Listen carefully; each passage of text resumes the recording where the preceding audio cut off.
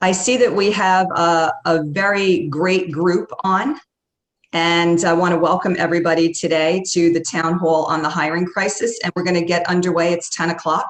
And I know we may be expecting a few more folks, but allow me to set the tone for this morning and introduce. I am Michelle Stakirka. I'm the president and CEO with the New Jersey Business and Industry Association.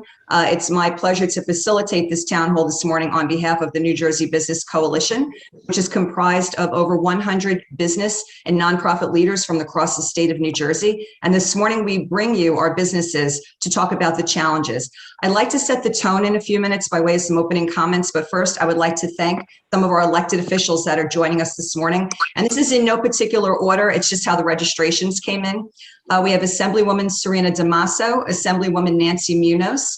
We have the Office of Assemblywoman Pam Lampett, the Office of Senator Menendez, the Office of Assemblyman Herb Conaway, the Office of Assemblywoman Carol Murphy, the Office of Senator Kristen Corrado, the Office of Assemblyman Eric Simonson and McClellan, and the Office of Senator Troy Singleton. And if other legislators join us throughout the day, throughout the next hour, we'll try and get, please let us know you're here in the chat so we can acknowledge you. And we thank you very much for joining us this morning. So if you'll allow me a few minutes now to set the tone for our town hall this morning.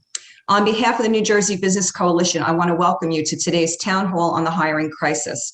It's our goal today to not only present the challenges being faced across many industries and bring our workforce back to work, but to share ideas on how New Jersey can assist our businesses through strategies that include regulatory reform, the elimination of outdated executive orders, messaging to encourage and empower our workers to return to work, and financial assistance that will be targeted, but also continue to provide much needed resources to the business community while also incentivizing workers to return.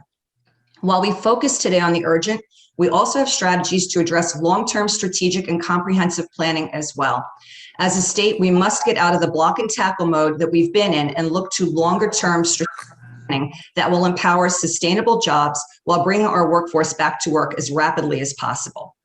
As we head into the peak economic season for New Jersey and the welcomed further reopening of our New Jersey businesses who have been shuttered or operating at limit capacity for well over a year, it is incumbent upon us to ensure that we have a workforce at the ready to fill the hundreds of thousands of jobs that are becoming available, else we forfeit the ability for our economy to have a robust comeback. Recall, New Jersey was the last state to recover from the Great Depression, and we don't want to repeat that. And with unemployment still at 7.7%, being higher than the national average and among the 10 highest states in the nation, we have a further compelling reason to get our workforce back. Now, we recognize that not all New Jerseyans on unemployment today are available for work. And for many reasons, and for those individuals, unemployment insurance is the safety net that must be preserved and must be robust. However, for those individuals who are available for work, they must be actively looking for work as the rules require. And refusing to do so makes them ineligible for unemployment insurance on a regular day. And this is where our focus is today. And this is where we want to assist and empower their return to work. A few examples of the challenges and solutions you'll hear about today. Access to childcare. We know that for workers to work, children must be in a safe environment. And not only do we continue to be challenged with hybrid school schedules, but capacity restrictions also exist as our childcare facilities. Getting children back in school appears to be taking longer. There is the promise of a full return in the future. With that, however, we can help to have our parents get better access to childcare now and through the summer with one simple solution. Lift the license restrictions that are still in place affecting capacity at childcare centers. This includes summer camps and summer programs, as well as our everyday childcare facilities. Where parents ordinarily send, can everyone get themselves on mute, please? Thank you. Where parents ordinarily send their children during the summer non-school. We've been told by the industry that New Jersey is the only state still with license restrictions. Next is access to reemployment and training support. New Jersey's one-stop centers are the career reentry and training centers. They make the connections to reemployment and serve as a critical communication tool for job seekers and employers.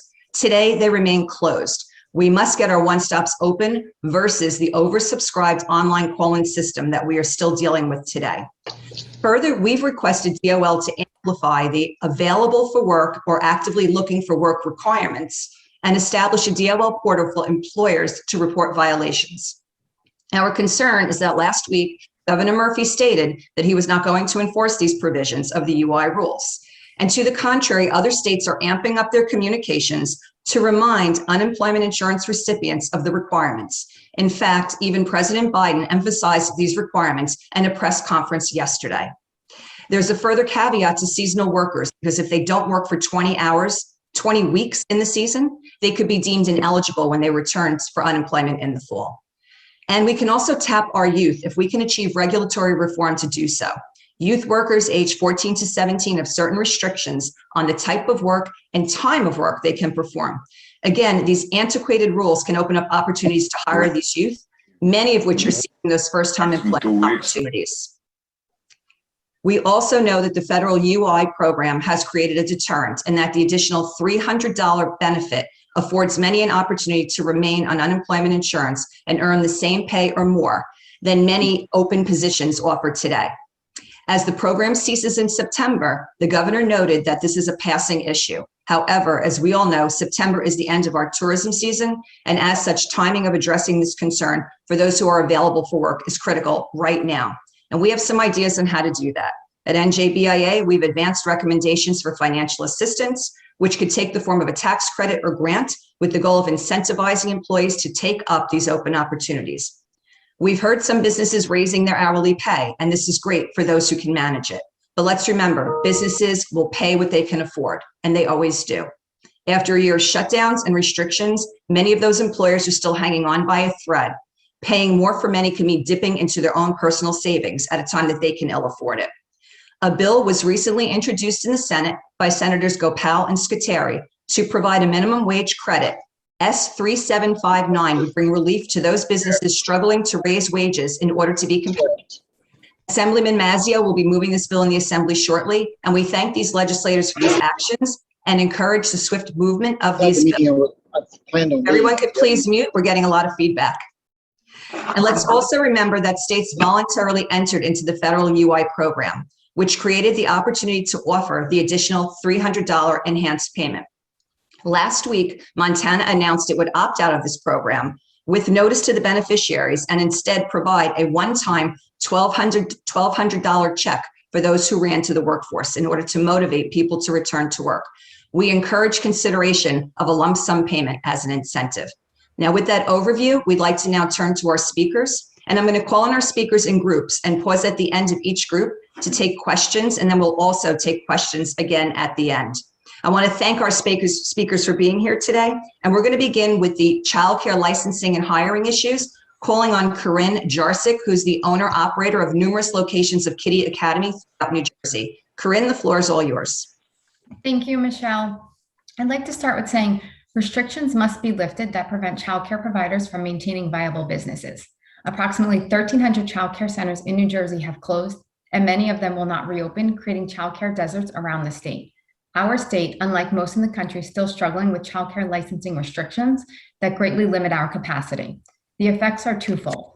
Our parents, many of whom rely on childcare to go to work, have been terribly impacted. This has specifically hurt women, as it has been reported that 6 times more women than men have experienced salary cuts or loss of work because of the pandemic. Our centers need to fully reopen to increase capacity and allow working mothers to return to the workforce. Under the current capacity restrictions, our childcare centers struggle to make a profit. We are seeing operational costs increase by as much as 20%, as there have been insufficient use of staff and square footage month after month. We cannot sustain the current business model. Something has to give. Lifting capacity and other restrictions will allow the childcare industry to open classrooms to many more mothers trying to return to work. We also feel employees should be rewarded for working rather than not working. There has been plenty of concern about unemployment insurance and additional federal payouts to people who are not working. I will not attempt to weigh in on why people are not choosing to work, yet I must note there is robust opportunity within our industry. If the government wants to support workers, it should be done in a results-based manner. I believe hired workers should receive a federal subsidy when they receive gainful employment, as well as bonuses as they continue along. The government would be spending the same amount of money as it is now in aid, but rewarding individuals who are working as opposed to those who choose not to. Of course, this is based on individual circumstances. In my almost 20 years of experience, I have never had such a difficult time hiring and retaining staff. We also feel children in need should be funded, not public school buildings. The current push for universal pre-K is well-intentioned, but does not solve the inherent problem. Low-income families are struggling to secure quality childcare. Meanwhile, the growing universal pre-K program is designed to spend tens of millions of dollars a year to provide part-day preschool to many, many other families who can afford to pay for it themselves. 3- and 4-year-olds are critical to the economic infrastructure of the childcare system. Moving them to the public sector would collapse the existing childcare network, which is not sustainable with only infants and toddlers. The solution is to direct money to the children who need it and use the funding to enroll these children in quality private childcare centers that operate with much tighter regulations through DCF, as opposed to the public school districts that comply with looser regulations through DOE. Moreover, by targeting resources to those in need, critical funding supports its intended purpose rather than to funnel many more millions of dollars into public school districts to pay for necessary building improvements to accommodate free childcare to many families prefer the flexibility and extended hours of private childcare centers. Thank you for taking the time to listen, and I'd like to introduce Paul Kiltyka. Thank you, Corinne. Wonderful to be here again. Good morning, everybody. I'm going to piggyback on what Corinne had to say. It's very powerful. One thing we need to remember is last spring of 2020, childcare centers up and down the state, not just YMCA childcare centers, but many childcare centers were the first to open up their doors to offer emergency childcare for essential workers in the state. And once we were able to fully reopen for the public in June, regulations and capacity restrictions were enforced. So to give you some perspective, here we are nearly 1 year later, and those same capacity and licensing restrictions are in place. Let's think about that. We just heard last week that many of our facilities and restaurants, et cetera, are 75 or 100%. And that's great that things are changing over the course of the year. Childcare regulations have not changed in almost a year. They are the original restrictions. And what these are is barely 50% of our space is being used to care for our kids. And as Corinne noted, this is unsustainable financially for childcare centers. That's why so many are closing and will close. But more importantly, I try to get our economy going back and get our parents back to work. We are almost reaching a point where we're saying no to the families that need our help because we cannot open up more doors for them simply because we are restricting access for a group, a population, an age group that undoubtedly across the United States and across the world is the least affected by this pandemic. So we really need to look hard at why we are making it so difficult to expand age groups in the younger categories for both summer camp and childcare and let these kids get back together again. Our childcare centers can't even have our parents come into them. We can't even open up our doors and give tours to new parents. We can't even bring groups of kids together. They have to be cohorted in groups of 12 or less, and they can't see other kids throughout the course of the day. And some of these restrictions are completely unsustainable, unreasonable, and no other industry or sector in our state has to follow these. I also want to just note that, as far as the hiring crisis, without a doubt, this is the worst I have seen in 25 years. And wise across the state, it's not only for childcare, it's for everything that we do, whether it's aquatics, camp, membership, fitness. But the childcare one is especially difficult because these are the workers that want to come back. And again, we have the opportunity to hire them and incentivize them, but we can't even take their own kids. So for instance, for a childcare worker, if they have their own child, many centers will offer the opportunity for them to bring their own child in. But we're not allowed to do that because again, we are restricted by our capacity limits and we don't have the room. And that's another incentive that's making it very difficult for the childcare industry to get workers back on the floor. So with that, I'd like to pass it back to Michelle. Thank you. Thank you so much, Corinne and Paul.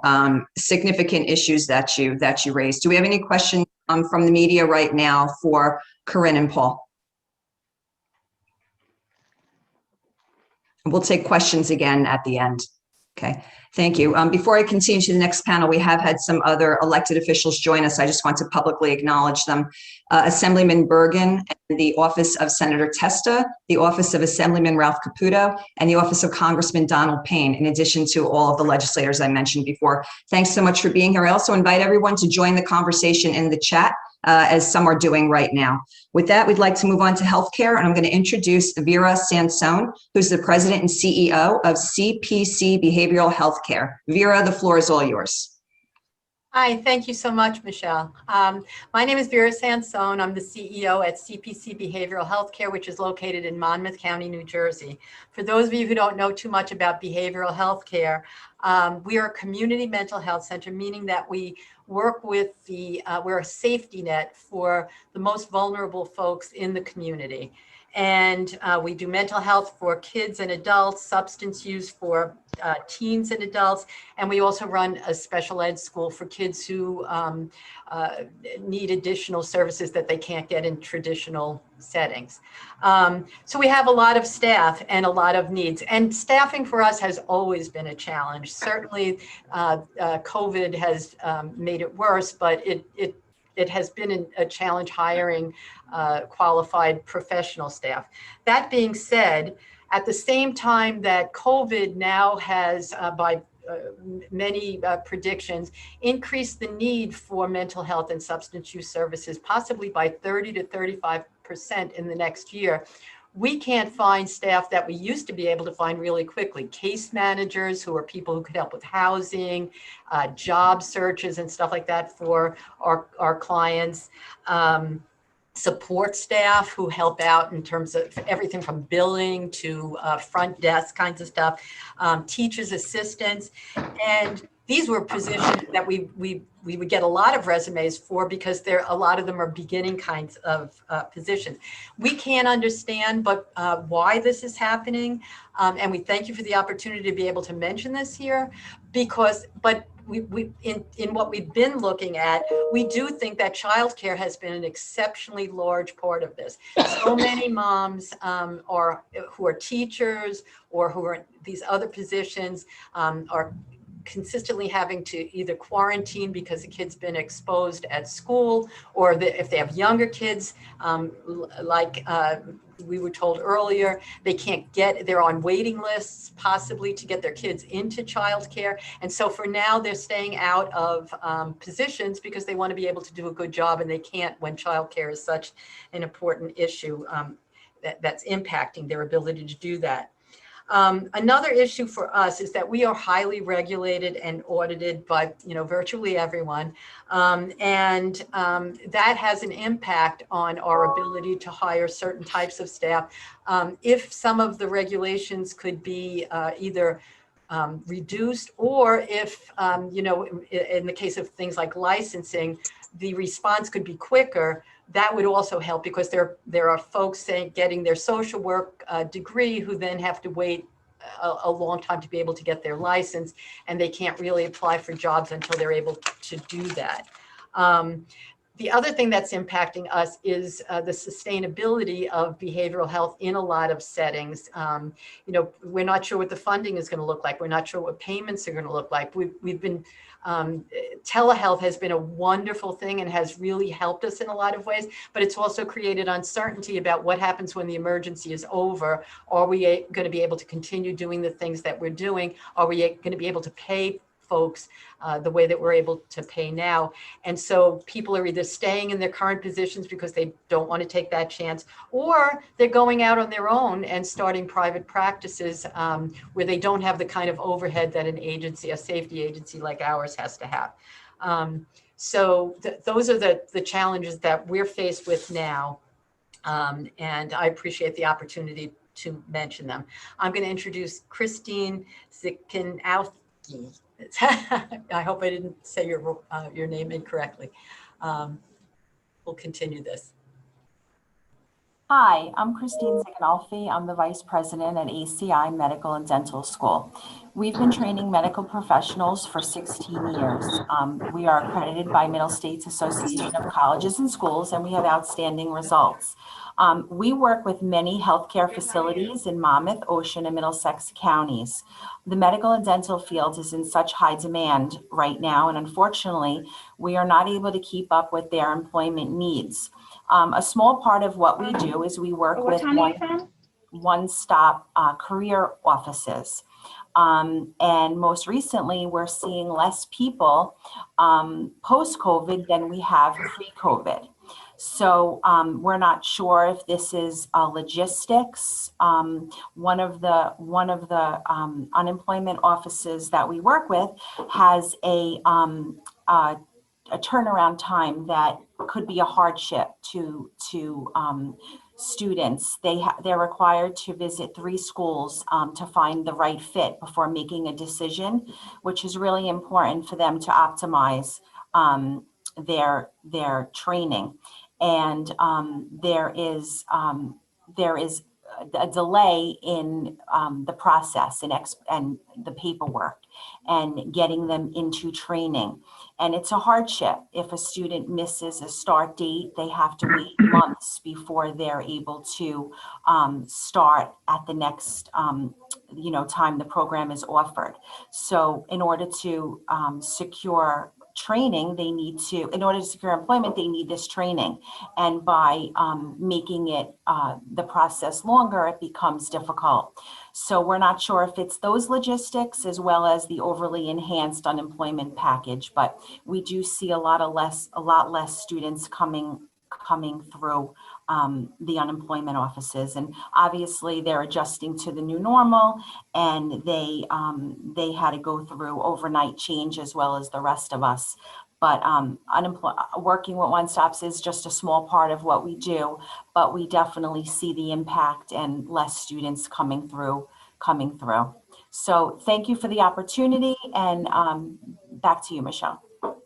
Thank you so much, Vera and Christine. Any questions right now for Vera or Christine? Again, we'll take questions at the end, but if anyone has a question in the moment.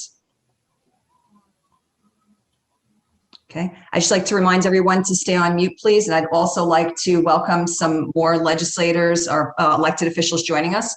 The Office of Congressman Chris Smith, the Office of Congressman Donald Norcross and Andy Kim, and the Office of Assemblywoman Quijano, as well as representatives from the New Jersey Department of Labor. Thanks so much for joining us for this very important discussion this morning. With that, we're going to go on to agriculture. I'm going to introduce Kurt Alsteed, who's the proprietor and farm operator in Morris County. Kurt, the floor is all yours. Yes, good morning, everybody, and thank you very much for your time today. I'm a full-time farmer, first-generation farmer in Chester in Morris County, and our family actively farms and operates over 800 acres of fruit and vegetable production, which is 100% retailed directly to consumers here in New Jersey. And I also serve as a director of Farm Credit East Agricultural Credit Association. We provide over 80% of the total agricultural financing in New Jersey, New York, and all of New England. Been farming for over 40 years, and every time you think you've seen everything, there's something new. And I can tell you that this past year, farming through the pandemic and in now, what hopefully is our post-pandemic time, has been a real challenge. As an essential business with essential employees, we've never stopped. We've been working throughout this period, making sure that the residents of New Jersey have the food provisions that they need to stay healthy and strong. And with over 8 million people in the state, that's a lot of work, and it takes a lot of employees to do it. The ag industry and food infrastructure components of New Jersey is the 3rd largest industry in the state. And we comprise a workforce that includes full-time employees, seasonal employees, production employees, retail employees, landscape and grounds, agritourism, trucking, administration. We employ students and seniors and parents, and every type and age person that you can imagine is employed on a farm in New Jersey. And I've seen tight labor markets. I've never seen a market as tight as it is right now. The season is just getting underway, and we're already hearing some reports, many reports of producers having very difficult times attracting and maintaining employees. This is especially true for some of our larger wholesale producers in both the northern and the southern parts of New Jersey.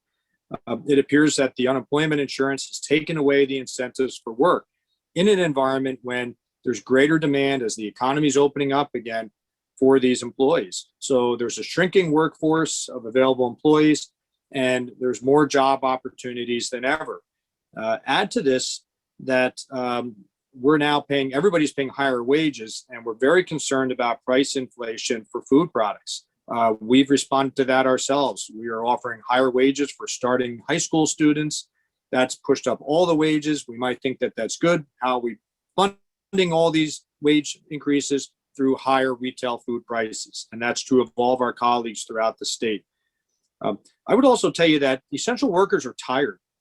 We've never stopped working since March of last year and have worked nonstop in a market that has been tight with labor throughout. And all these people who have been the most consistent, reliable people for the residents of the state are very tired. They need a break. And the only way we achieve that break going into another growing season is by getting additional workers. Add to this the challenges with the pandemic that still exist. We're operating under conditions that require us to provide a tremendous amount of PPE and other safeguards to ensure the health and safety and welfare of our customers and our workforce, but it takes money as well. So it's certainly time for people to return to work. It's time to, in my opinion, to stop paying people not to work. The governor needs to engage in a public relations campaign to encourage people to get this economy going again. And the time is now. And I think the state budget will greatly benefit from this economy that needs to be unbridled. So thank you very much. And back to Michelle. Kurt, thank you very, very much. Do we have any questions for Kurt at this moment? Okay, again, we will circle back with questions. And again, I want to acknowledge some more elected officials joining us. The office of Congresswoman Mikey Sherrill, Assemblyman Parker Space is on, Senator Menendez's office is on, and many others. We'll get you all again in the end. We've had so many join. Thank you for this critical discussion because you're the folks we need to turn to for the assistance right now. Thank you for taking time to listen to all these concerns today. And with that, we're going to go to manufacturing and logistics, and we're going to start with Deborah Kestenbaum, who's the Vice President for Human Resources at Wedgewood Pharmacy. Deborah, all yours. Thank you, Michelle, and thank you all for the opportunity to be here today and to share our concerns. Wedgewood Pharmacy is a significant healthcare employer based in Swedesboro, New Jersey, where we employ 515 employees, 64% of whom are women. We're fortunate to be able to retain and even expand our workforce throughout the pandemic, and our business continues to grow, further driving the need to add employees. While hiring was a challenge throughout the pandemic, primarily due to health concerns and childcare needs, as have been expressed already, we had a strong flow of candidates and we were able to fill positions. Over the last several months, we've seen the pipeline of candidates slow dramatically as demand for workers has increased. There are two key areas where we'd appreciate help in minimizing the impact of having to increase wages, perhaps through tax credits or other employer incentives, and through support from regulating agencies to allow remote work. A significant driver of our current challenge in filling positions is wages. As many of you have expressed, the demand and high wages for pharmacy technicians at pharmacies and other healthcare facilities, as well as the expansion and increased wages at warehouses and other manufacturing facilities, has caused hourly wages to increase rapidly and dramatically. This increase is making it even more difficult to find qualified people for warehouse, compounding, and contact center roles, and is putting strain on our budgets as we struggle to keep up with market compensation. We'd appreciate support in the form of tax credits or other incentives to help us provide secure jobs that include healthcare, paid time off, and many other benefits to more people and to meet the needs of our customers who require life-saving medications. One condition that is in our favor is that our contact center employees have been able to work remotely due to a waiver provided by the New Jersey Board of Pharmacy at the start of the pandemic. The waiver was granted to ensure the health and safety of our employees. 60% of our workforce has been on site to compound and ship medication throughout the pandemic, and as Kurt expressed, they are getting tired and have been tremendous their commitment and dedication. And we're looking to provide them with relief by hiring some more people. By being able to limit the number of people in the pharmacy throughout the pandemic, along with the many other safety protocols that did raise expenses for us that we implemented, helped us to keep everyone safe with zero community transmission. This ability to work remotely has also helped us attract strong candidates for contact center positions and to reduce turnover. It would be extremely helpful if regulators like the New Jersey Board of Pharmacy indefinitely extended their allowances for remote work. We cannot afford to lose those employees to turnover due to requirements for being physically in an office, and our contact center space does not allow for 6 feet of separation between employees, so there continues to be safety concerns. In addition, our employees value the flexibility and the time and money saved from not having to commute.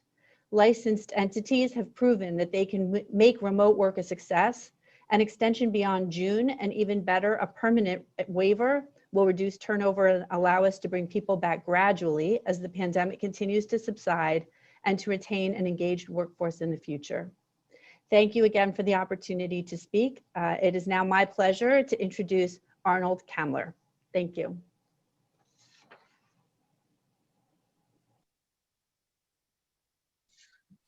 Good morning, everybody. Well, I'm in the bicycle business, so we have a different kind of a challenge right now. It's been the supply challenge and cost challenge. I mean, our costs are going up almost every week because of ocean freight and commodities. Steel just doesn't stop going up, but we have some other things that are on our plate right now that are very.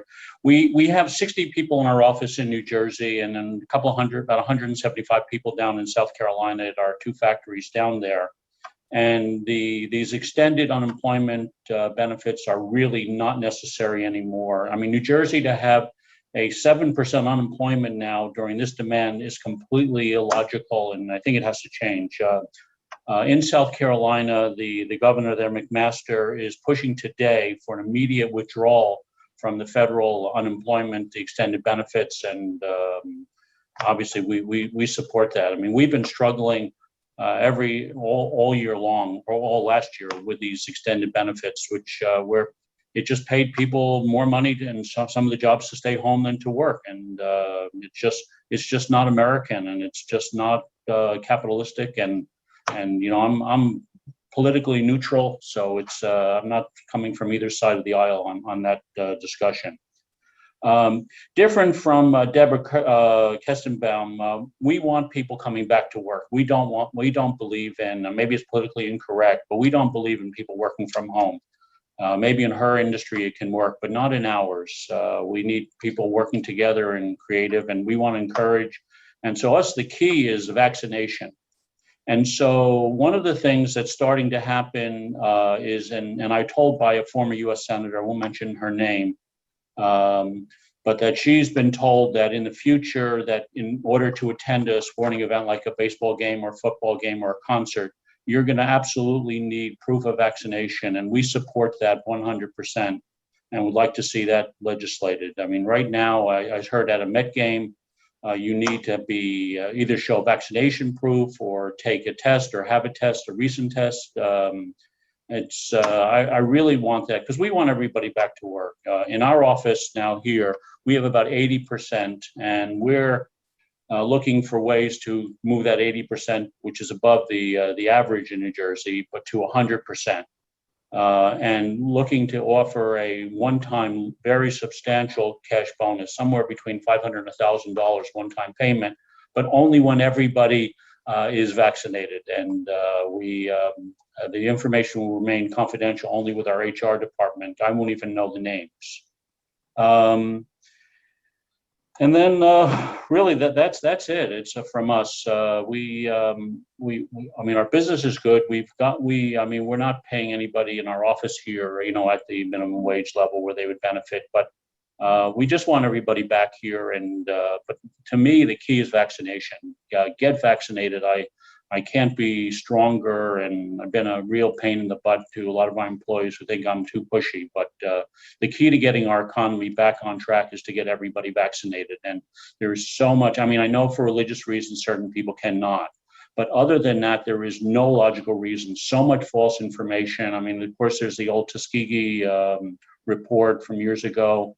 And then there's so much false information going through the internet, discouraging false rumors of, I mean, there's a pizza place a block away from our office, and the guy said they're putting tracking devices in. So I said, look, I can help you with that. I said, give me your phone, I'll throw it in the garbage, and you won't have any problem tracking. But anyway, to us, we cannot do enough to encourage vaccination and mandatory vaccination. And so that's my story, and I'm sticking to it. Thank you.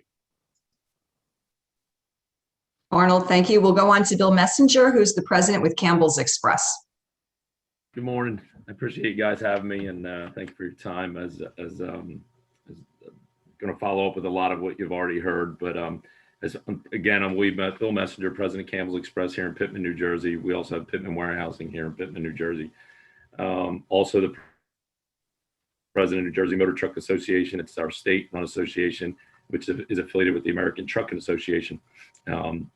With that, Class B and Class A CDL drivers have been a nationwide issue for a while now, even prior to COVID. We have seen it expand with COVID due to early retirements. People that had a few years ago bailing out during the shutdown when we were essential as well. We ran the entire time.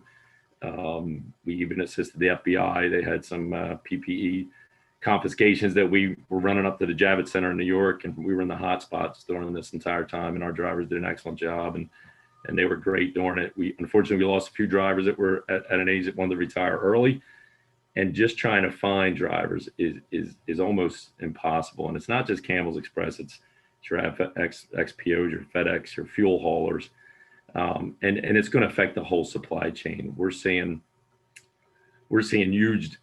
huge setbacks. I got guys calling me saying, hey, if I drop 6 loads a day off to you, can you handle them?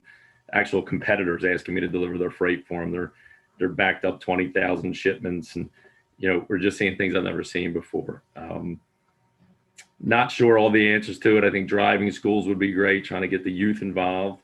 The supply chain is going to be impacted by this. We're seeing it with fuel prices, with the lumber prices and shortages. It's going to be being passed down. And I'm not sure all the answers for it. I'm glad we're all getting together talking about it, but it's not even our drivers. We're also seeing document our loaders and unloaders, and it's not a matter of pay. Our top dock guys loading trucks are making over 25 hours an hour, and we're just not finding people to apply for those jobs. Especially now you hear them, well, I'm going to get through the summer, then maybe I'll apply because, they get the benefit through the summer. So why come in and work when they're going to make the kind of money they're making staying at home. So again,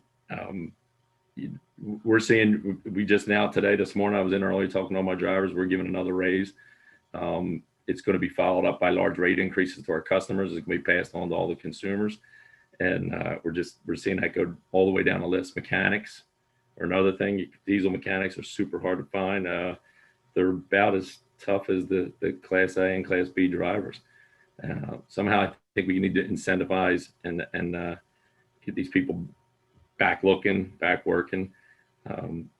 feel like I'm repeating myself with prices are going to skyrocket, but that's what we're seeing. I know we got a big group here talking, and I'm due to time, I'm trying not to go too long, but again, I think that's going to affect the supply chain all the way down. Everything you buy, from clothes to food, cleaning supplies, medical supplies, your electronics, all come from trucks, and we need drivers. It's been a problem, like I said, even prior to COVID, and it's been accelerated with that.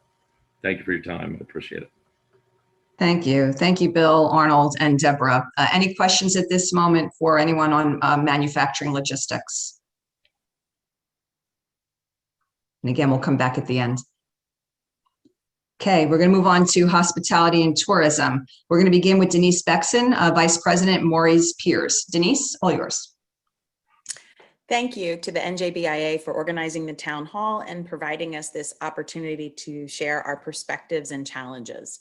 Maurice Piers is a seasonal hospitality company in Wildwood, New Jersey, employing 150 full-time staff and 1,500 seasonal positions.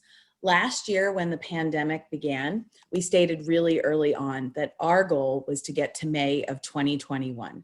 Getting to May of 2021 meant success, meant we survived. Well, the goalposts have now been moved. We have survived the pandemic, but the goal has now become to survive the recovery.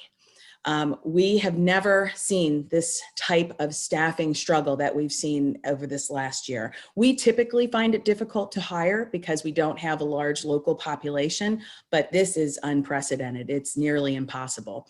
And the staffing struggle means we may not be able to fully open our facilities, thereby not fully recognizing our revenue potential as we work to overcome the staggering shortfalls from last season. A myriad of factors are creating this employment pandemic: continued COVID safety concerns from some of our employee population, unemployment supplements that create a disincentive for available workers to return to the workforce, the Department of State visa processing delays hindering our Bridge USA students, lingering childcare issues as COVID restrictions persist. These are all shrinking the overall labor pool and creating a situation where many, many businesses cannot fully staff. So many that I cannot turn on the television or read a newspaper and not see a report on this issue. It is our new pandemic. We need incentives for available workers to return to the job and mechanisms to report those who have not returned to their positions. We need tax credits and financial assistance to help businesses through recovery and to cover the rising cost of wages, materials, and supplies, all part of the pandemic fallout. We need a complete review of youth labor laws. Many businesses have turned to youth employment as a means to combat the hiring crisis. This is wonderful for young employees and provides them a great life learning opportunity. However, minors are limited in both the hours they can work and the jobs they can do, which creates a situation where we can only hire a limited number. For example, a 15-year-old is restricted to work to a 7 p.m. end time. 15-year-olds go to school dances that are later than that. They babysit later than that. They hang out on the boardwalk later than 7 p.m., but they can't work past 7 p.m. It's time for a review of minor labor laws. They're antiquated. They don't serve our teens, their families, or our business as well. We also need to review the administrative process affiliated with employing minors. For instance, we have teens who can't get working papers processed because the local high school refuses to participate in the state online program, opting instead for face-to-face. Yet face-to-face is limited because of COVID restrictions. So processes need to be reviewed and technology employed.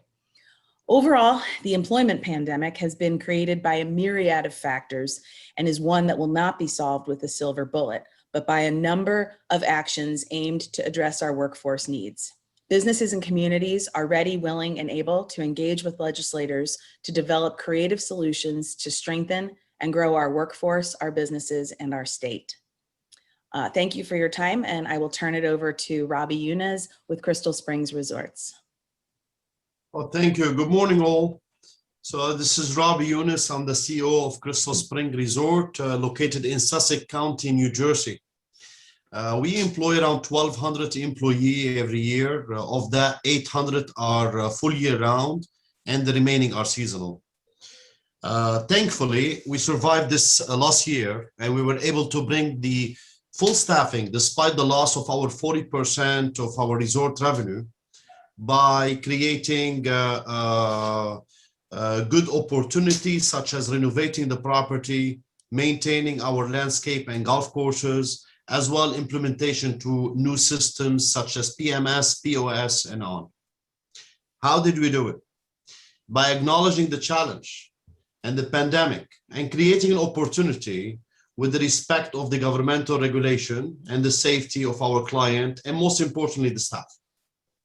Here are the main important elements that we need to clarify and we cannot ignore. New Jersey, and this is important because for 13 years I've been fighting for that. New Jersey can be a center of hospitality around the nation, where 60% of our New Jersey residents head to New York City to enjoy dining and hospitality. And why is that? This is where we need to fix that number one issue here. Why we are not the Napa East? We're the closest state to New York City, to the biggest city in the world. We are an amazing place that have a lot of huge opportunity, but we keep putting the vision amongst other states that we are the turnpike and we are the manufacturing and the smoking going on. Well, New Jersey can offer a lot more than that. And we must focus on that important element. New Jersey can, unemployment, that's the second issue right now that we're personally here at the resort have been challenging and leading this aspect. Unemployment must be our main focus, just to help us fighting the staff that ignore, one, our phone calls, they don't show up to work, don't attend interview, or the latest trend, they refuse to wear PPE such as mask or whatever we provide them in protection of others and their staff, for us to terminate them because they're not wearing PPE so they can go collect unemployment. This is super sad. And this must end. And a result, we will get back the staffing because we're not giving up them other choices. Point 2 is here. We go to unemployment and we put the data in our systems. Took us hours to put 500 employee, and we do our internal investigation. We hire sometimes a private investigator on certain position that we know they're collecting unemployment and refuse to come to work, or create kind of like a scene why they cannot come to work. After we do all this and we provide all the information, it go nowhere. The reason is because unemployment don't have staff. That's the best part. It's like, who can fight? We need help to fight our staff that's breaking the law, but unemployment need help as well. That's so interesting. So interesting enough, meaning we should all go work for unemployment and we can fix our problem. Another important thing is the system is super outdated. It takes us hours to put somebody in the unemployment system and data just to enter this information. It takes hours to do so. Instead, it should be maybe 2-3 minutes, specifically when you're entering 400 employees that either breaking the law or creating fraud and just enjoying staying home, and taking advantage of what they're getting from the aid. So we can sit and come up with million cute ideas and ignore the main issue. And we must fight the staff that's sitting home, taking advantage of the aid, affecting eventually our economy, where we may face a major recession in summer of 2023. I hope I'm wrong. And I cannot accept to hear that, oh, I cannot find a job. The person who say I cannot find a job, send it to me. I have every job in the world that I can give them, because there is no such a thing. And we will pay them what they used to be paid as well. Now, continue overpaying or the overall overpaying an hourly rate. What's going to create, and we faced that in 2008, create a major inflation. And this increase and the charge to this, it usually go to our customer. So I'm paying high rate, burger is going to come eventually to a $40 at the end of the summer.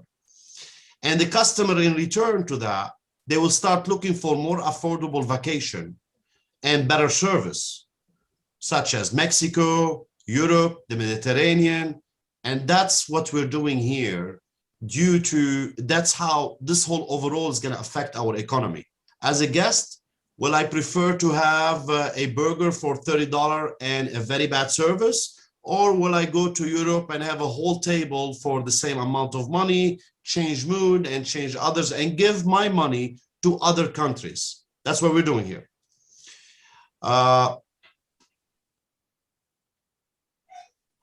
It's sad that we're creating overall a bad generation with no work ethic. And I say the crypto dreamers, all what you're seeing sitting home, buying these lovely cryptos, do not want to work because one day they're going to be millionaire like the Tesla owner. It is so sad what we're doing. We are looking for leader with bigger vision to take this challenge and create big opportunity and make New Jersey the leader among other states into how to fight and how to work with unemployment to bring everybody back to work and bring back this work ethic and the work under integrity and pride instead of sitting home and try to scam the system. Thank you all. And I would like right now Bhavesh Patel to take over.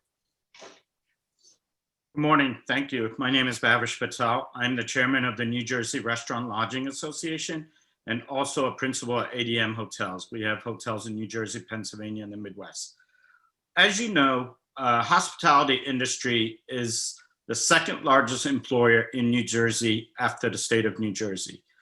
We have been hit the hardest throughout this whole pandemic. Last year, hotels were considered essential and we kept our doors open. But many throughout the course of last year and this year had to shut their doors because we just couldn't find the staff to man our properties. Last year, we had opened up our doors to essential workers. We opened up our doors to even COVID patients, and we were first ones that responded with PPE equipment to our surrounding police departments, fire departments, and whatnot. This year, we can't even find staff to man and clean our rooms.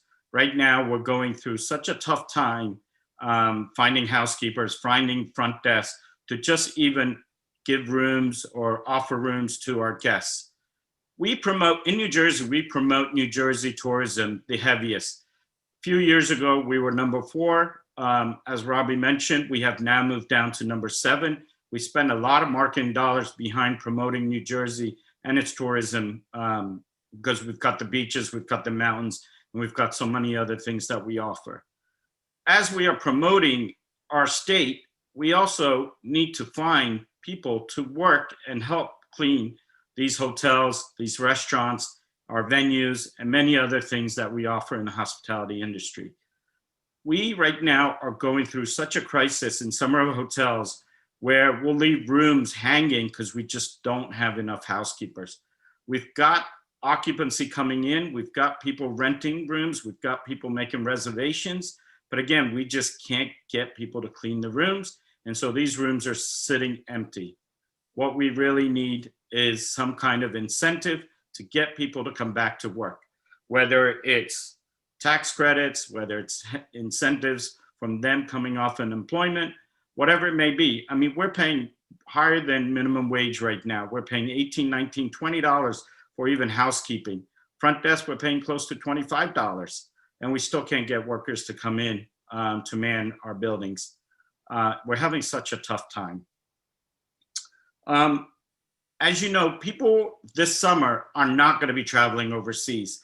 I'm just afraid, as Denise mentioned and as Robbie mentioned as well, that we are, again, promoting New Jersey. People are not traveling overseas. Where are they going to travel? They're going to travel to the shore points. They're going to travel to our neighboring states. But as we promote New Jersey, as we put dollars towards tourism, I see advertising towards Wildwood and Cape May and some of these other beach towns. But again, I'm hearing from hotel members, we just don't have staff to clean these rooms.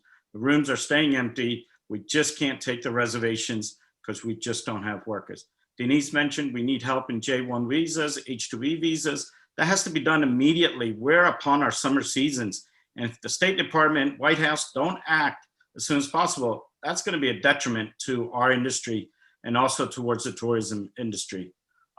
So with that being said, again, we need help. We need help right away. I want to thank the elected officials for joining us on this call. Hopefully you're getting this message loud and clear, and we need to change the unemployment way we're doing in New Jersey. Now I'm going to turn it over to Bob Wagner, our Vice President of the New Jersey Restaurant Lodging Association. Thanks. Good morning, everybody. Thank you, Bhavesh. Let me just first start off by saying thank you for everybody being on the call. And it's just really sickening and gut wrenching when you hear everybody's stories about what's going on out there right now in our state. It is just unbelievable that we're all having the same problems. And I don't know what more to say except for, the system is broken. And if there are people that do need the assistance with the extra $300 a week. But what we're seeing is people coming in right now, the minimum wage, we have it scaled going up to 15. There's nobody that I know of in restaurants that are paying cooks minimum wage. Servers and bartenders they're all making good money if we could get them. But what happens is right now people are walking in and saying, yeah, I'll come in and I'll cook for you, but you got to pay me cash, because they are collecting. And then when you say to them, you filled out this job application and you signed it, and then I fax them over to the unemployment office, which I've been doing for years. I've never got a response back. As the other gentleman said, that they're very understaffed there also. They kind of get scared a little bit, but then they just run out. They don't care. So, I mean, we need people, and everybody, we are not, technically they say that we're at 100%, but with 6 foot social distancing, we're nowhere near that. And most restaurants aren't even staffed to do 100%. So the other thing is most of our members are liquor license holders, and people don't realize that we're governed to a whole different degree. And it's just, it's crazy. They could come in, we had an inspection at one of our places a week ago yesterday, I should say. And they came in and they measure for 6 foot social distancing, make sure all employees are wearing their mask and the paperwork. And if you don't do that, these fines could be astronomical. We need to get trade schools going. We need to get trade schools back. I think somebody else might have mentioned that a little while ago. We need to get the kids in these schools interested in trades, and whether it's culinary or whatever it is. We need to get these kids to want to go to work. As somebody else has said, the supply chain is broken. Right last week, there were shortages in chicken wings, burgers, ground beef, steak. It's crazy. And it was Mother's Day week. So we're all feeling the same pain. It's just amazing that we're living in these times. I just can't believe it. But if there was a way to freeze minimum wage, we're on a scale to go to $15 an hour.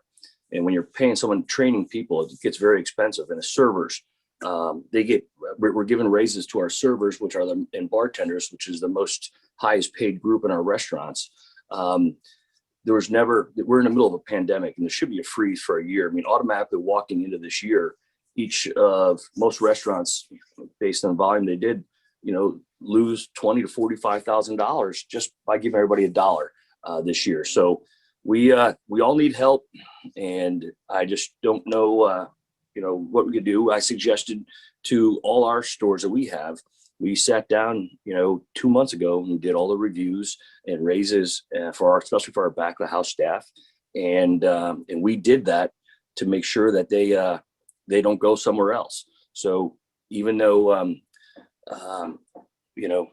if I've offered to most of our elected officials to see the ADP reports on a confidentiality basis, to see, I have servers and bartenders making over $50 an hour with tips, because we have to put them on the credit on their paychecks, because they're making so much money. We don't have any cash to give them at the end of their day like they used to do years ago. So with that being said, that's all I have. And I would like to switch it over to Anthony Reese from the Food Architects Catering Company. Hi, everybody. Good morning. My name is Anthony Reese. I'm one of the owners of the Food Architects. Our catering for Piscataway has been in operation for over 16 years. And in March of last year, when everything started to shut down, we instantly lost all of our sales that were scheduled 4 to 6 weeks out. As the dust settled, our sales were down 96% in Q2 of 2020 compared to the previous year. 7 figures of business simply vanished. Although this was an extreme shock, we started to scramble to figure out how to assist our employees. At the time, we had 32 FTEs. 2 were factually in need of having to go and take care of their young children. Many others just disappeared. Once it was announced that you could file for unemployment benefits if you had fear of working during the COVID pandemic. We wound up having 10 employees who actually stayed with us, and we will be extremely grateful to all of them for sticking it out during this pressing time. Once the PPP information was released and the fact that the program was based on labor dollars to change from a loan to a grant, we immediately started to call our staff to fill them in and start talks to figure out return to work dates. After weeks and months of calling our employees, most ignored our calls and messages. Some told me that they were getting paid to stay home, and why would I give that up? And many told me that they were making more at home, so why would they work 40 hours a week, less money? Only one returned. We have received numerous requests for information from unemployment, which we would fill out in return, and then we received nothing in response. We actually wrote a 12+ page letter to NJ Unemployment, mailed it out, and even emailed it out, covering the call logs for employees and seeking info. Nothing was ever returned. We have spent hours on the phone trying to get a hold of anyone in unemployment, and it's impossible. We finally received a phone hearing date in December for one employee, and the unemployment office never called us. Again, we tried and emailing and getting a hold of them, still nothing. We are all alone on an island. The intent of our letter was to ensure that as the employer, we were doing our part to notify unemployment of individuals called to return to work dates, to ensure that those who needed the benefit hopefully receive it, and those who are working the system hopefully will not be able to. It really feels like a giant waste of time. During this time, we're also already in the middle of building a new retail concept, also up at Piscataway, and COVID has delayed that construction and held up by 7 months. Now that the space is finished, we of course can't find any help. And now it sits empty, and we're paying about $10,000 a month in rent and really have no idea when we're actually going to be able to open this location. Cost overages because of COVID are in the tens of thousands, and we simply are just hemorrhaging money. Sadly, the very few individuals that have contacted us for employment and opportunities either have not come to the scheduled interview, or if they come, the requests on their part are not realistic. We interviewed a pizza maker who requested $25 an hour cash because he was on unemployment and unapologetically told us that he was doing it until September and he was not giving it up. As you sit across the table from these individuals, exhausted, working your 8th, 10th, or 21st straight day to lose money, you start to wonder why we're all doing this. It's just not sustainable. I've come across many individuals in the hospitality industry that, like us, have made it to the other side. Now they're so stressed at just giving up. It's all a heartbreak. There's more. For the PPP process, we're a PNC business banking customer, and the process was a nightmare with them, as they approved all of our info for both loans and apparently made a few mistakes in the calculations, even after we sent them numerous logs of information. Again, the same calculations were used for the second round. And after giving them even more backup, they simply gave us an empty apology that they're going to get to keep their percentage of the original loan. So it feels like they were just pushing the loan through the SBA, knowing there'd be issues on the forgiveness piece. So in closing, higher wages, no staffing, large price increases on old paper and plastic, with more coming every day, food shortages, supply chain issues, and just not enough business. All are from over, and we, the small businesses who are the backbone of the business world, are for sure breaking and mostly broken under the weight of all the stress and despair. We need help. We needed it before, and more so now. Otherwise, many more of us will not be here when we are on the other side. Please help get us, our employees, back to work so we can do what we do best, run our business. And back to Michelle. Thank you, Anthony. Anthony, I know you were breaking up a little bit in between there. We got 95% of the gist, and we're taping this. And so if anybody missed a few things, they might want to follow up with a question later. It is now 11 o'clock. We still have one more panel to go. I encourage folks, please hang with us if you can. We should be wrapping up in about 15 minutes. I want to move on to other services and invite Anthony Desal, who's president and CEO of Crest Savings Bank. Thank you, Anthony. Thank you, Michelle, and good morning, everyone. And thank you for having me. I think it's important to note that the government in New Jersey, and really the federal government as well, were really helpful as businesses and citizens were dealing with the beginning onslaught of the pandemic throughout 2020. Our economy today needs similar support from the government. We need that support so that we can regain full economic capacity. And this is an issue of particular importance for the tourism and hospitality industry. I think many of us would agree that there is a significant pent-up demand from consumers who have kind of withheld spending for most of the pandemic due to the economic uncertainty. And as we reflect back on consumer behavior from last year, particularly in the summer, many of us would probably also agree that consumer spending in tourism and hospitality will likely be very significant in 2021. And it has the potential to accelerate the financial healing for many of the small businesses that face so many challenges in 2020. In order to really accelerate that healing and realize that potential, we need to support an available supply of workers. This, we've talked about this quite a bit today, but it is a significant issue. We've observed many instances of labor shortages in the past year, particularly in hospitality and tourism. And this shortage presents a significant risk to their operating environment for that industry, which in Cape May County alone represents almost $7 billion in spending. We have this unique situation where we expect a very strong and profound consumer demand, particularly this summer. We have increasing cost of labor at best, and in many cases, an absence of labor, facing many small business owners who operate very capital intensive businesses. So relief to the labor shortage is really critical for them. I do think, though, that this is a great opportunity for us to work together and collaborate like we are on this call. There are ways and opportunities through which we can create incentive programs, either through tax credits or grants that will make it easier for small businesses to attract and acquire workers. Perhaps even some similar incentives that would motivate unemployed workers to rejoin the workforce in greater numbers and at greater speeds. And while we do have some time, for those businesses that are most involved in tourism and hospitality, timing really is of the essence, and we have to act quickly. The best way to protect really any industry in New Jersey is a stable and reliable and well-skilled workforce. And I think we have some opportunities today as we move forward to create incentives to get people back to work and really secure long-term success for our small businesses. That's really all I have today. I thank you for your time. And I'm going to pass it over to Richard Goldstein.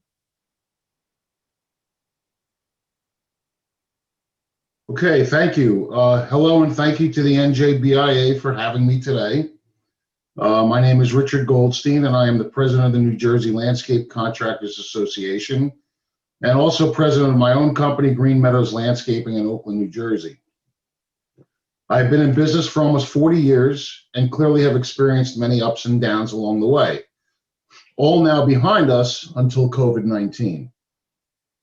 Well, we have all experienced COVID in one way or another, either by contracting the virus, being forced to close our doors for business, or having someone close to us pass away.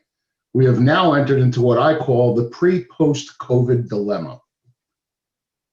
As a seasonal business operating approximately 40 to 42 weeks a year, we must find seasonal workers. These seasonal workers, when unemployed, collect unemployment as they should. It is their right to do so. The difference now is the $300 bonus. As a volunteer most of my life, I am for helping those in need, and clearly COVID has created many of these situations. What I'm opposed to is those that are eligible and able to work, not seeking employment or asking for employment off the books so that they can continue to collect for the benefit of the bonus. Last year to date, we had approximately 15 to 25 applicants seek employment in the spring. This year, through extensive advertising, we have none. Just a few walk-ins looking for cash or off-the-books jobs so that they continue to collect unemployment. Current employees have learned of this shortage and are demanding wages that are not sustainable in the current market. If we are unable to come to terms, they leave. Material shortages have also continued to be a problem this year, either from manufacturers who cannot produce due to labor shortages or material issues, to trucks that are just not available to get the products to you. We are also seeing more of what I call out of the back of my pickup truck companies. They appear providing services with no licenses to do so, no insurance, and more than likely getting paid cash. This in turn affects sales tax revenue amongst many other complications that coincide with running a business, such as decreasing taxable revenue. What does this all mean to the landscape industry? We are now faced with the inability to perform as much work as we would normally do due to the lack of labor. We are unable to make on-the-spot material purchases since the material may not be available or cannot be delivered due to drivers not available. Sales will ultimately suffer because of the above, which may lead to the inability to satisfy overhead costs just to keep our doors open. So what can we do to help this situation? Instead of paying the $300 bonus to unemployed eligible workers, pay the bonus for accepting a position and give the employer a tax credit for doing so. This now removes them from unemployment, saves the state money, and gets the unemployed working and gives them incentive to continue working. For H-2B temporary visa workers, allow returning worker exemptions from the cap for the next several years. Tighten legislation to penalize unlicensed and uninsured businesses from operating. Heavily penalize those who are working off the books, period, and harder penalties for those who do this and allow employees to collect at the same time. Reopen one-stop unemployment centers and allow businesses to submit openings requiring those unemployed who fit the skill level to apply. While all of this is only my thoughts, I believe I speak for the industry in whole. Businesses in the tri-state area are tough enough to run as it is. Let's see what we can do to encourage able-bodied people to return to work rather than cost the state and federal government more money to keep them home. Thank you. At this time, I'm going to introduce Dr. Mitchell Weiner. I just want to ensure that Dr. Weiner was able to join us. He was coming on late. Dr. Weiner, are you with us? Okay, then we're going to go to our final speaker, who is Elaine Durkas from Fusion Employer Services. Elaine? Well, good morning, everybody. As Michelle mentioned, my name is Elaine Durkas. I'm the Director of HR at Fusion Employer Services, and we are a boutique professional employer organization, or a PEO. And our role is to provide guidance and support to our clients, and we have clients in many of the industries that I've spoken today. And during the COVID pandemic, our clients have been reaching out more than ever with questions and concerns that have been raised today. And we are doing our best to provide guidance on how to communicate to employees during these furloughs and temporary layoffs, how they can keep employees by what should they do with employee benefits, helping them apply for unemployment benefits when they are eligible. Talking about safe work environments for employees so they can encourage and get those employees back to work. And then we're also, what can they do to communicate to employees to make sure that they are doing that in an effective way and help get these employees back to work when work's available, and doing it in such a way that employment is notified and knows that these employees are no longer eligible. Right? There's work available. They need to get back to work. And we are doing everything we can to help our clients get that information to the state. Unfortunately, as a lot of people have been mentioning, we're spending a lot of time notifying the state. We are spending hours gathering information that has already been submitted, resubmitting it, documenting that offers have been made. People have accepted the work, and then they're not showing up for work. And as everybody has expressed their frustration, what are we going to do to get these people back to work? And how are we going to get the state to help us in doing that? We are providing all the information to the state. We're fighting unemployment claims, yet we don't hear anything back. You know, are our efforts being acknowledged? Are we encouraging employees to get back to work? And we really need the support to make sure that all of this information is received and processed by the state so that employees that are no longer eligible are not collecting, so that those that do need it are able to get it timely, because as we know, people have been on unemployment for months and months and they haven't even received a check yet. So it's really important that we get the system working the way it needs to. According to unemployment rate, you do need to be ready, willing, and able to work, and there is work. People just need to accept it. And you know, with everything that we're doing, we're still, as everyone has mentioned today, employees are not returning to work. Some for very valid reasons, like lack of childcare, kids still at school, or not being able to go to school because of the hybrid situations, concerns about the safety issues, and so. One of the things, or several of the things that Fusion Employer Services is here to do, is to provide some guidance and also encouragement to our legislators to help overcome these issues. And on a professional level, what Fusion can do to help people we are talking to employees on behalf of our clients, sharing with them all of the safety precautions and how the employers are doing everything they can to make sure that it is safe and we want you back to work. We're talking about hybrid work schedules when possible, when we need people back at work completely, creating those safe work environments, helping them create return to work safety programs, making sure the signage is available, helping to attract employees, making sure that job descriptions are current and up to date and include language that explains how the remote working may work, helping have policies in place so that employees know what the expectations are when they return to work. If they have to work from home or are able to work from home, we help create policies on how expenses will be reimbursed, what kind of equipment is going to be provided. And we're here to help employers in many, many ways. And we're also, as I said, here to support them as far as notifying legislators so that we can get them that support as well, because there's just so much everyone can do as we work together. So there are many challenges that our employees and employers are facing.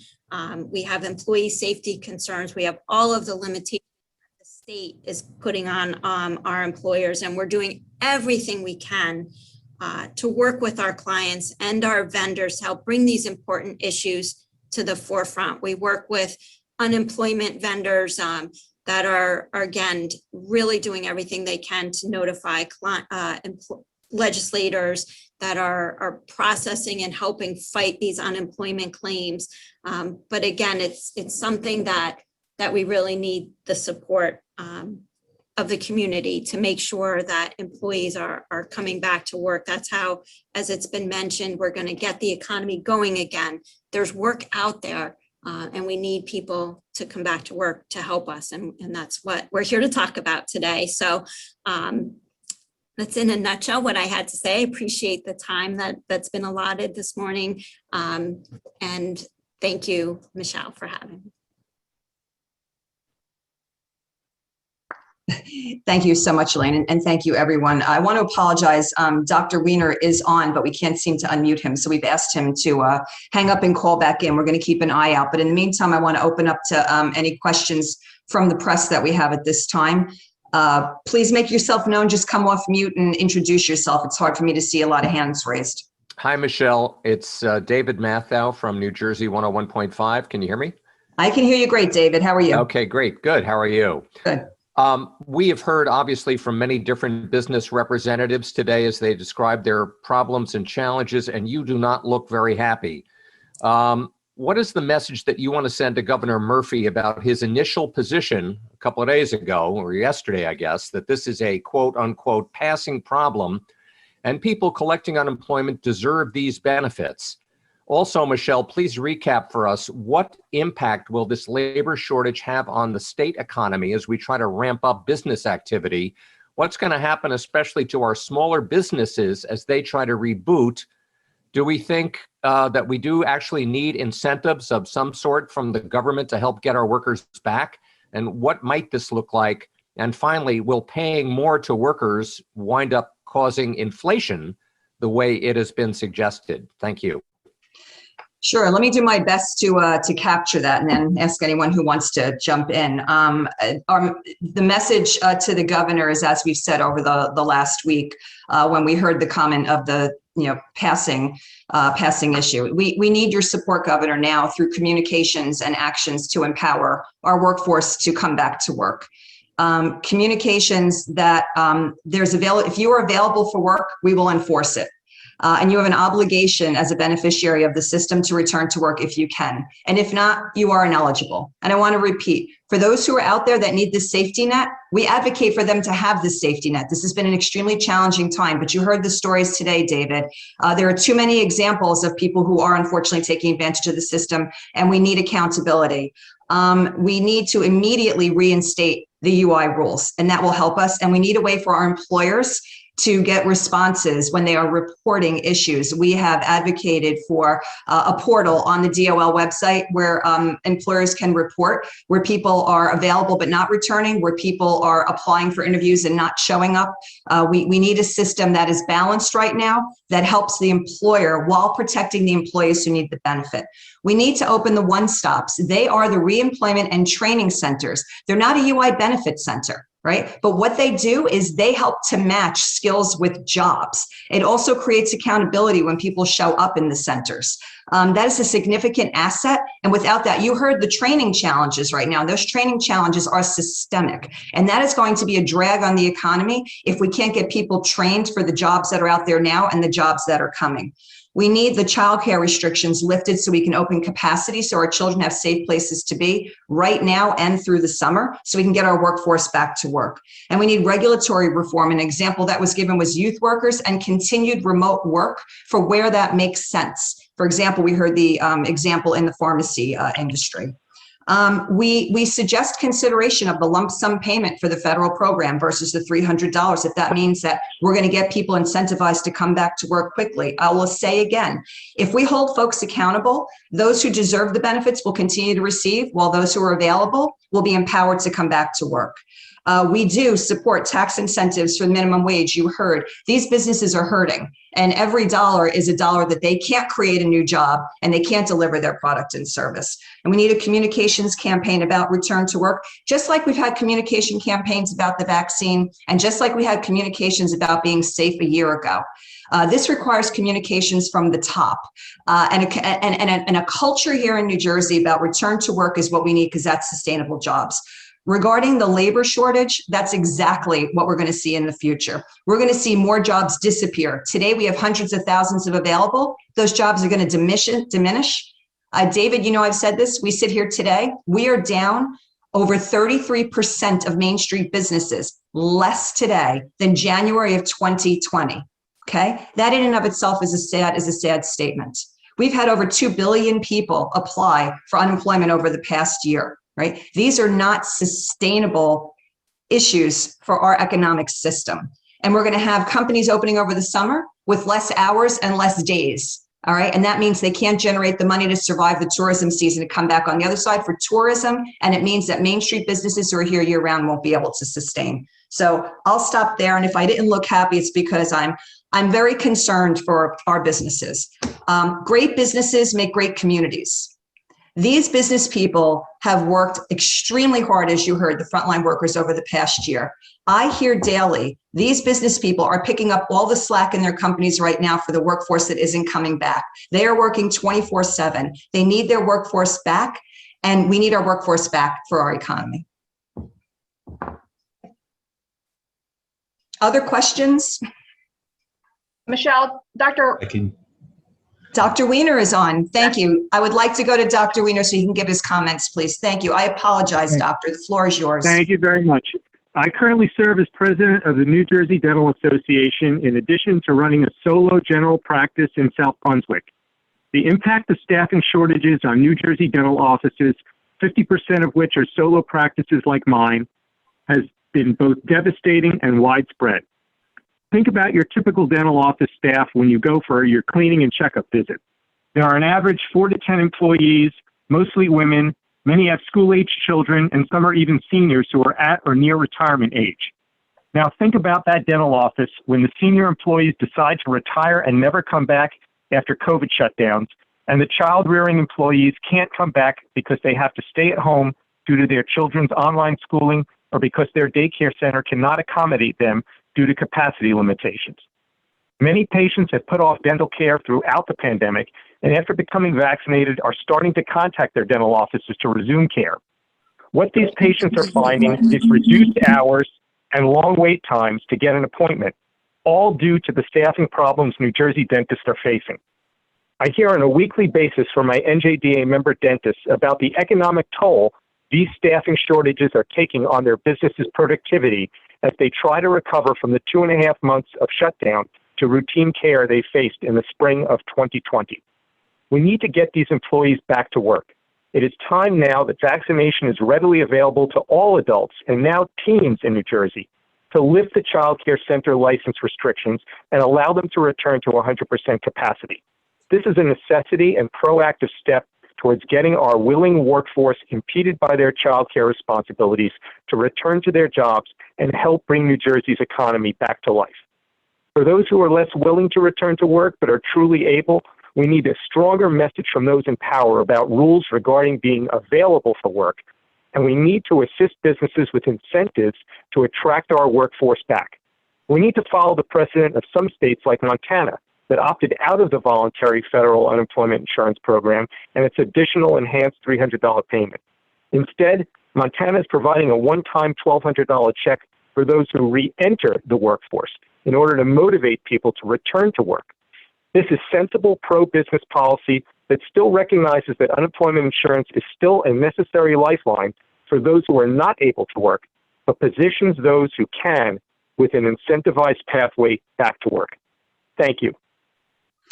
Thank you so much, and such great points to end our testimony on. Greatly appreciate it. Again, apologize for the difficulty in getting you on, Doctor. I understand there's a question from Dan from NJ Biz. Dan, you want to pose a question? Hi, can you hear me? Yes, we can, Daniel. Good morning. Morning. So I've interviewed a number of labor rights groups and some of the unions, and their argument is that workers aren't returning because the combination of lack of worker protections and worker safety and sort of feeling that of underappreciation that came out of the pandemic and an inability to advance their careers is really keeping a lot of workers from wanting to go back to the same jobs they had pre-COVID. And and I guess lower end pay too. I'm wondering if any business owners feel the same way, if they feel like they have to pony up more incentives and pay and protections and different perks in order to attract workers. That's it, really. Thanks. Thank you, Daniel. I'll invite any of our businesses to comment. I know that from the beginning, our New Jersey businesses have checked the safety protocol boxes to ensure a safe workplace for their employees to come back to. And I know that many of them now, as we talked about for the last hour and 10 minutes, have to provide incentives to get them back. But anyone want to comment on yes, Arnold, why don't you start? Yeah, I just think that we've spoiled workers with this extended unemployment, and I don't believe that's just, to me, it's just hogwash. But what the labor union guys you mentioned said, that the workforce not safe. We spent a lot of money. Looks like a McDonald's franchise inside my office. We have so much plexiglass, and we have cleaning every single day. We have a very strict mask requirement that we're hopefully going to eliminate if we can get to 100%, but not until then. But I don't believe that for half a second. It's strictly lazy and entitled, and we've got to get away from that. Michelle, I'd also like to comment, if I can, please. Yes. I'm a little confused on the statement that was made, because his statement started off as a PPP issue, if I understood him correctly, but then his resolution turned into a monetary issue. So are we talking about money to incentivize employees to come back, or are we talking about a PPP problem here with having employees return to work? I'm a little confused at how that question was posed. I guess just both. Just sort of what I've heard workers' rights groups is that they feel like it's sort of an underappreciation, be it lack of protections or payment. Again, I mean, I'm just kind of bringing forward what I've heard from workers' rights groups, so that's not bearing what I think at all. But I'm just trying to get your reaction to that. Michelle, this is Bhavesh. Just want to make a comment. So last year, the governor passed a bill towards hotels, and in the bill, one of the directives was that a housekeeper had to go in every room every day to clean the room. To me, at that time when COVID was very hot and the COVID world, the pandemic was spreading, that bill didn't make sense to me, because again, we have guests staying in our rooms that don't want other people coming into the rooms, but then you've got housekeepers that are forced to go into these rooms, and that hotels have to meet that requirement because this is one of the bills that was passed by the governor's office. So again, with the governor and some of the statements that he makes, it doesn't make sense. And then we're putting our housekeepers at risk because again, they have to go in these rooms where they have to go in and clean them, but the guests don't want them to come in either. So it's like a double-edged sword. Thank you very much. Anyone care to comment, or we'll see if we have another question? Any other questions from the media who's joining us today? Going once? Twice? I want to take an opportunity not just to thank our speakers who were not just eloquent and impassioned, but I call them boots on the ground. And they had the courage to come out today and share what they're experiencing in real time. And I want to thank all of our policymakers who came out to listen to them, as well as the media. We're taping this and we will share this all across the board with all of our policymakers, and they can see the comments and they can hear the testimony. I do want to acknowledge for a moment all the policymakers that joined, because I welcome them at different times. I want to make sure no one got missed, because our speakers and our participants need to know that these policymakers listened to them today. In no particular order, because I was scribbling the whole time: the Office of Congressman Chris Smith, Office of Donald Norcross, the Office of Andy Kim, Assemblywoman Keano, the Office of Congresswoman Cheryl, Assemblyman Parker Space, the Office of Assemblyman Shivrolotti, Assemblywoman Serena Damaso, Assemblywoman Nancy Munoz, the Office of Assemblywoman Pam Lampett, the Office of Senator Menendez, the offices of Assemblyman Herb Conaway, Carol Murphy, Senator Kristen Corrado, Assemblyman Eric Simonson and McClellan, Senator Troy Singleton, Assemblyman Bergen was on, the Office of Senator Testa, the Office of Assemblyman Ralph Caputo, the Office of Congressman Donald Payne, and we had representatives from the DOL. Thank you for spending time. It is incredible that an hour and a half in, we still have over 100 participants. Clearly, this is an important issue. We hope that we are heard today. We think that there are some very good, simple solutions, and then some that are more challenging, right? Let's get the simple ones done quick, and let's all commit together to working on the tough stuff so that we can make a difference and get our economy humming and get our workforce back to work, which is where we know they need to be. Thank you, everyone. Continue to be safe, be well, and we look forward to seeing you again in the future. Thank you.